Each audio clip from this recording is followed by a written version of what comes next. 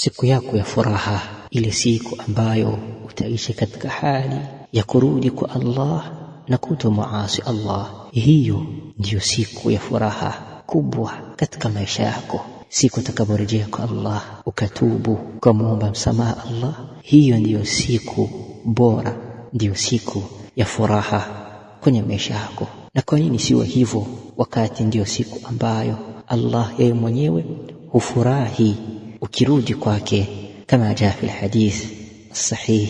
Mtume alayhi salatu wassalam atuthibitishia hayo akitaja katika hadithi sahihi ya kwamba Allahu ashaddu farhan bi taubati abdihi, Allah anakuwa na furaha kubwa sana pindi ambapo mja wake anapotubu. Allahu akbar.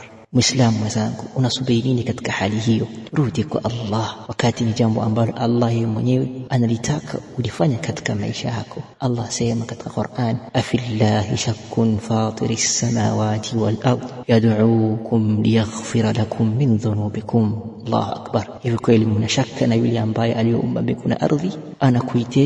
Anakuiteni ili aweze kukusameheni madhambi yenu. Allah anatuita yad'uukum litauba hatta yaghfir lakum. Allah anatuita ili tufanye tauba ili aweze kutusamehe. Allahu akbar. Muislamu mwenzangu, unasubiri nini katika hali hiyo ya madhambi? Toka huko, njoo ufurahi, njoo kwenye maisha ya furaha kwa Allah.